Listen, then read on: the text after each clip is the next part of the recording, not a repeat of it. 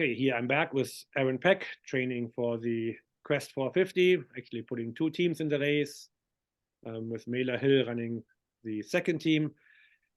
So tell us a little bit about training. How does a typical day look? They're pretty long days, aren't they? Yeah, we go do tours.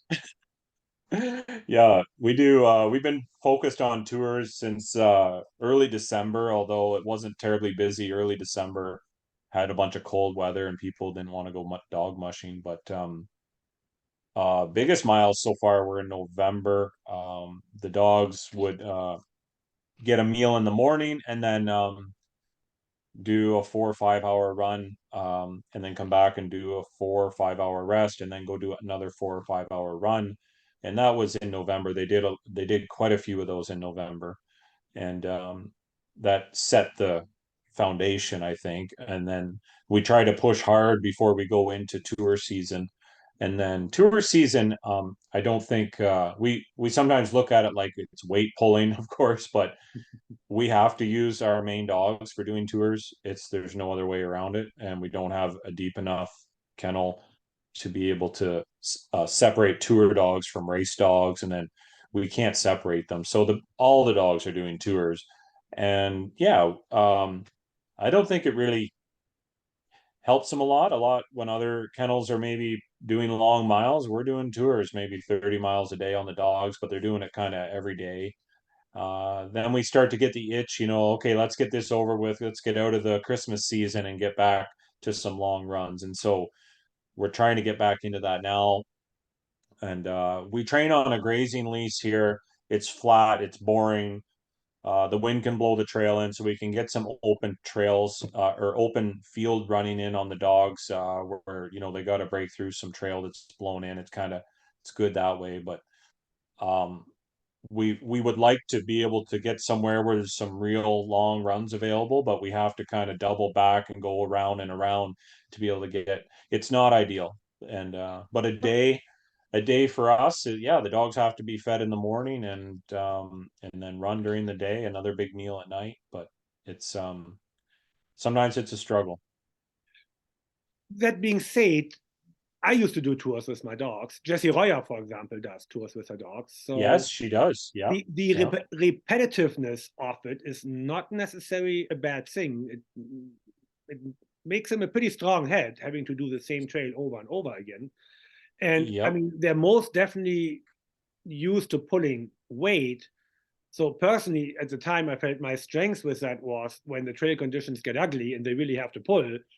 Well, at least they didn't have two people sitting in the sled. So I Yeah. think for certain conditions, your training actually can do very well. Yeah. Yeah.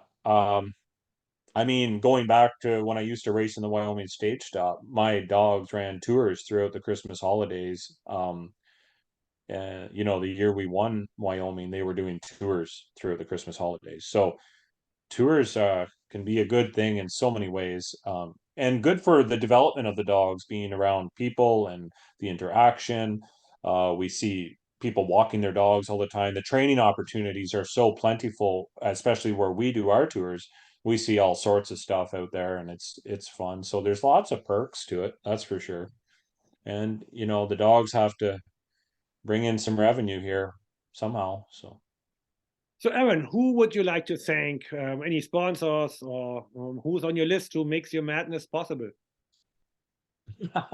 well, my longtime supporter, my second cousin, Jeannie Burns Buckner, she's again supporting us, and we're just so thankful for her.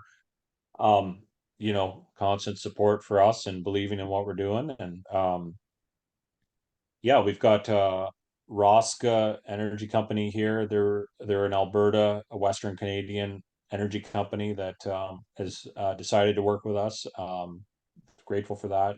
I'm actually going to be talking at their safety meeting this week, and we're excited for that.